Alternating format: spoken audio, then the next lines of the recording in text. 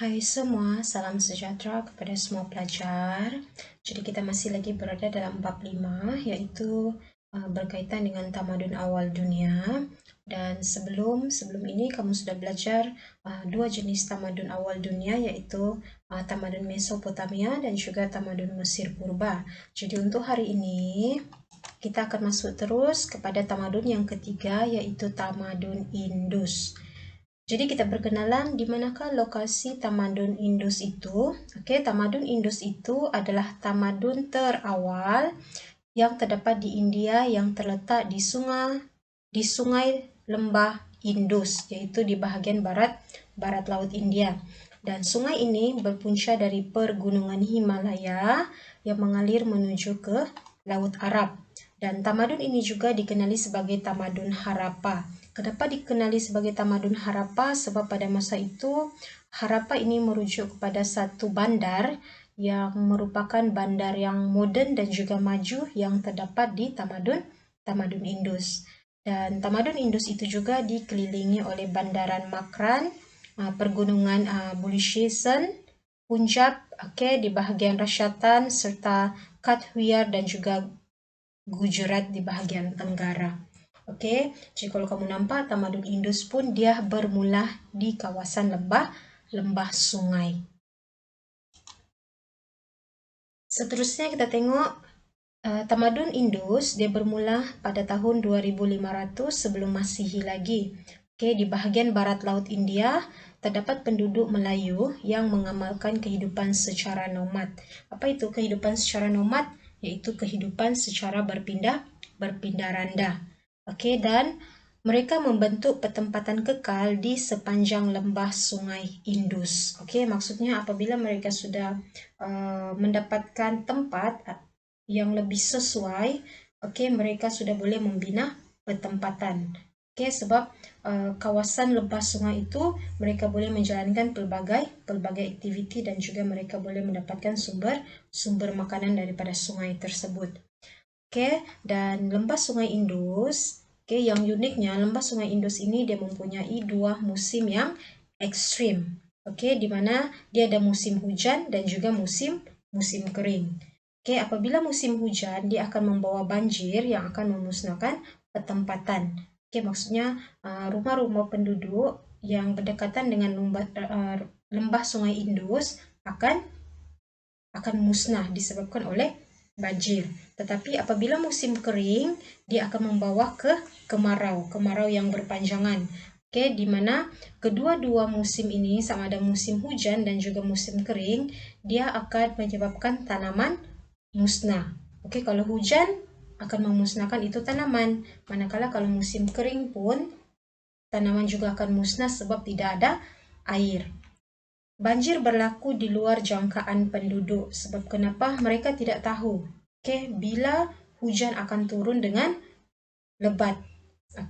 Seterusnya sungai kadang-kadang akan berubah arah aliran. Contohnya sebelum ini dia mengalir ke arah timur laut, tetapi satu masa dia akan beralih kepada arah tenggara pula. Jadi mereka tidak dapat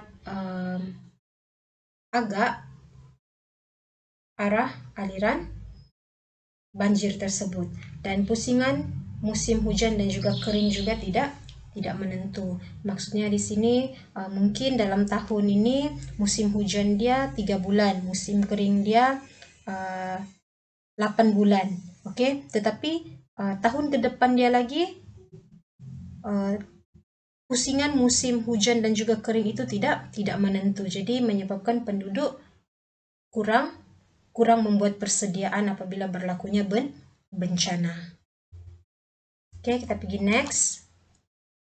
Dan antara kegiatan ekonomi ataupun aktiviti harian yang mereka lakukan adalah mereka melakukan aktiviti pertanian. Contohnya mereka menanam pokok gandum, menanam barley dan juga kapas. Dan dalam jangka masa yang sama juga mereka mewujudkan kegiatan-kegiatan lain. Contohnya pembuatan barang daripada kapas dan juga besi. Contoh kapas mereka boleh menghasilkan bantal. Besi pula mereka boleh menghasilkan banyak yang mereka boleh hasilkan. Contohnya parang. Dorang punya pisau, dan juga peralatan-peralatan memasak yang lain. Hubungan perdagangan berlaku antara lembah Sungai Indus dengan penduduk di bahagian selatan Mesopotamia, dan akhirnya lembah Sungai Indus itu dia akhirnya berkembang menjadi sebuah bandar. Nanti kita akan tengok apa bandar yang wujud di lembah Sungai Indus ataupun di Tamadun Indus ini. Oke, ini adalah tanaman dia lah. Ini ada tanaman kapas yang ditanam secara meluaslah di Tamadun Indus pada ketika itu. Oke, seterusnya tanaman-tanaman lain adalah gandum, barley. Oke, barley ini kalau kamu tengok biasa orang minum yang apabila diletak air panas dia akan menjadi putih. Barley ini adalah minuman kesehatan.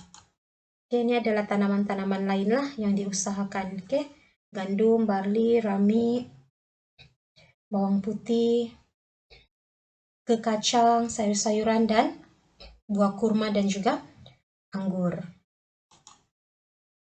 Oke, ini dia 2 bandar terancang yang wujud dalam Tamadun Indus ini, ada 2 ya, yaitu Bandar Mohenjo-daro dan juga Bandar Harappa.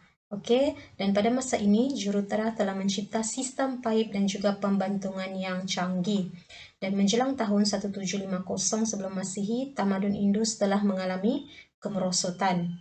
Dan pada tahun 1970, ahli sejarah telah menemui puncak kemerosotan ini.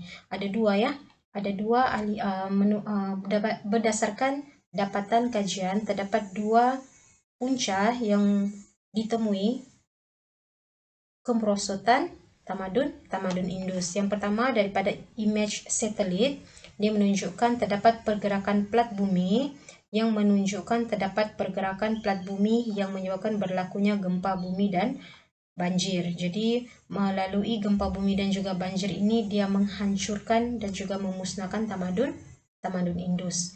Yang kedua adalah serangan daripada orang Aryan, di mana dia mempercepatkan lagi keruntuhan kerajaan Tamadun Indus. Sebab pada masa itu berlaku bencana alam di Tamadun Indus. Dalam masa yang sama, serangan daripada orang-orang Aryan ini dia mempercepatkan lagi keruntuhan kerajaan Tamadun Indus itu sendiri. Oke, dan ini adalah Bandar Mohenjo-daro. Kalau kamu nampak ini semua mereka menggunakan tenaga manusia. Oke, ini adalah Bandar Harappa. Oke, kenapa mereka membina bangunan mereka tinggi dan juga bertembok? Salah satu dia adalah untuk keselamatan mereka. Oke, ini Bandar Mohenjo-daro. Yang awal tadi cikgu kasih tengok. Oke, jadi itu sahaja untuk Tamadun Indus. Yang paling penting kamu kena tahu Tamadun Indus ini bermula di lembah sungai mana. Lepas tu kamu kena tahu juga apa musim yang terdapat di Tamadun Indus. Oke, ada 2 tadi kan, musim kering dan juga musim hujan. Dan juga apa 2 bandar yang terdapat di Tamadun Indus.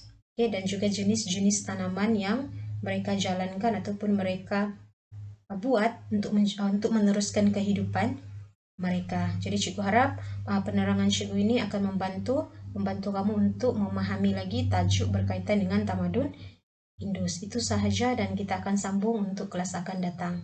Oke, thank you.